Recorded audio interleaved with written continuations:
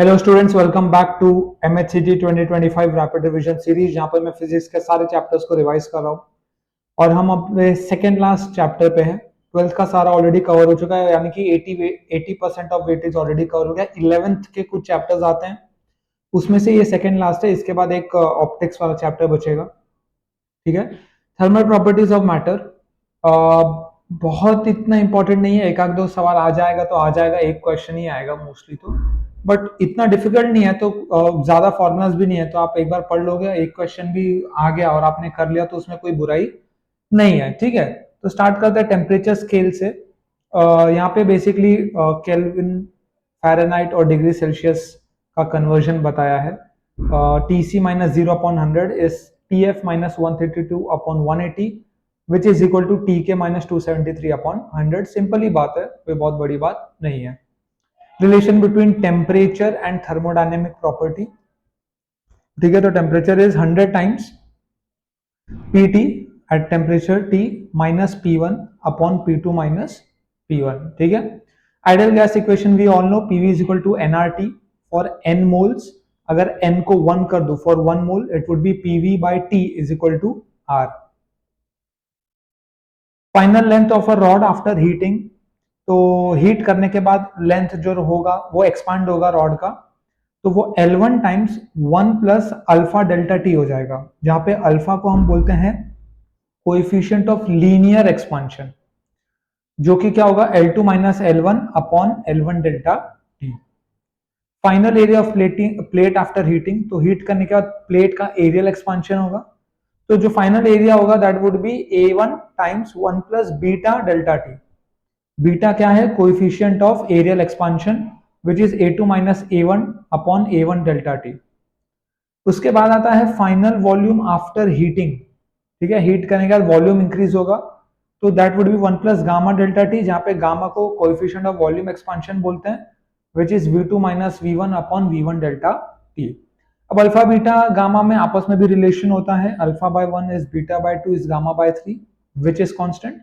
तो यहां से आप पता लगा सकते हो alpha is beta is twice of alpha and gamma is thrice of alpha. फिर आता है स्पेसिफिक हीट कैपेसिटी। थोड़ा सा बता देता हूँ हीट कैपेसिटी क्या है। हीट कैपेसिटी बेसिकली अगर मुझे किसी एक यूनिट मास का 1 डिग्री सेल्सियस टेम्परेचर बढ़ाना है तो कितना हीट देना पड़ेगा, वो होता है हीट कैपेसिटी। मतलब वो कितना हीट स्टोर कर सकता है अपने अंदर without letting it to increase its temperature. तो जिसका ज्यादा हीट कैपेसिटी होगा उसको ज्यादा हीट लगेगा for increasing the temperature by 1 degree Celsius.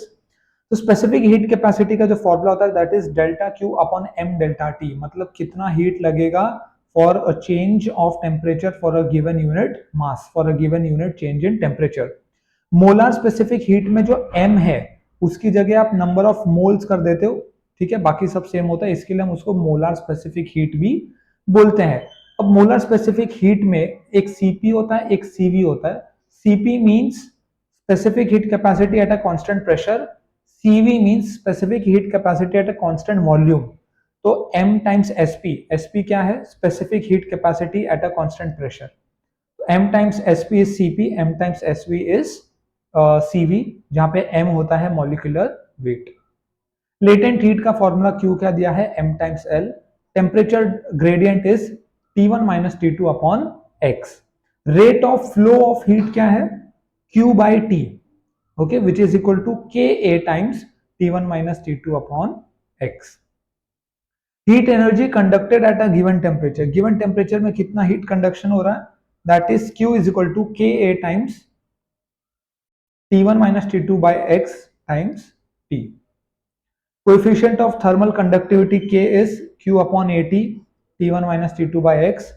Conduction rate is Q by T which is Ka T1 minus T2 by x।